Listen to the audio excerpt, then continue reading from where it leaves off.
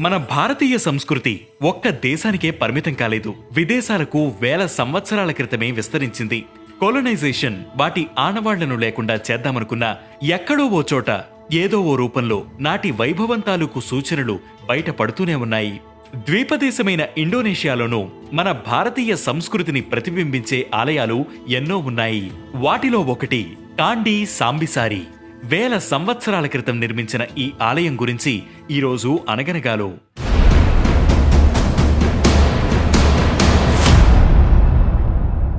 అది 1966వ సంవత్సరం యోగ్యకార్తా అనే ప్రాంతంలో ఎప్పటిలానే వ్యవసాయ పనులు చేసుకునేందుకు పొలంలోకి అడుగుపెట్టిన ఆ రైతు భూమిని దుక్కడం ప్రారంభించాడు.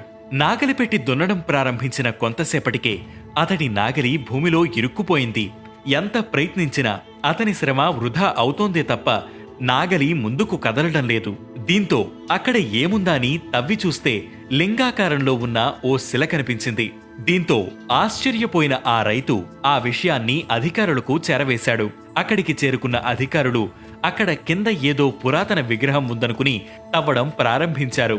ఆశ్చర్యం, వారికి కనిపించిన శిల చిన్న విగ్రహమేమీ కాదు. తవ్వుతున్న క్రమంగా అదో కట్టడమని బయటపడుతోంది. ఇంకాస్త లోతుగా తవ్వేసరికి ఓ భారీ గోపురమే బయటపడింది. ఇంకాస్త తవ్వకాలు చేసేసరికి పురాతన ఆలయం వెలుగులోకి వచ్చింది. ఇదంతా పూర్తి కావడానికి 21 ఏళ్లు పట్టింది. 1987 మార్చిలో ఈ ఆలయానికి పూర్వ రూపాన్ని తీసుకువచ్చారు. ఇప్పుడున్న ఈ ఆలయం స్థానిక గ్రామానికి 20 అడుగుల దిగువన ఉండడం విశేషం. మేరాపి అగ్నిపర్వతం బద్దలైనప్పుడు ఆ మట్టి వల్ల ఈ ఆలయం భూమిలోకి కూరుకుపోయి ఉంటుందని ఆర్కియాలజిస్ట్స్ అభిప్రాయపడుతున్నారు. ఇది 9వ శతాబ్దానికి చెందిన ఆలయంగా పేర్కొంటున్నారు. అయితే స్థానికులు మాత్రం ఇది శాస్త్రవేత్తల అంచనా కంటే 10 రెట్లు పురాతనమైందై ఉంటుందని చెబుతున్నారు. ఆలయం తవ్వకాల్లో ఓ బంగారు ఫలకం లభించింది.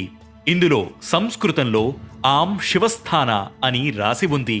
ఉత్తరం వైపు దుర్గా విగ్రహం, తూర్పు వైపు గణపతి విగ్రహం, దక్షిణాన అగస్త్యుడి విగ్రహాలు దర్శనమిస్తాయి. ఇక పశ్చిమ దిక్కులో ఉన్న గర్భాలయంలో 6 అడుగులపైన ఎత్తున్న శివాలయం దర్శనమిస్తుంది. ఇటీవల కాలంలో యూట్యూబర్ల వీడియోలతో ఈ ఆలయానికి మరింత ప్రాచుర్యం దక్కింది. ఈ శివలింగం ఒకప్పుడు బంగారు తాపడంతో అలంకృతమై వైభవంగా పూజలను అందుకునేది. ఇప్పటికీ ఈ లింగాన్ని పరీక్షిస్తే ఆ బంగారపు తాపడం తాలూకు ఆనవాళ్లు స్పష్టంగా కనిపిస్తాయి.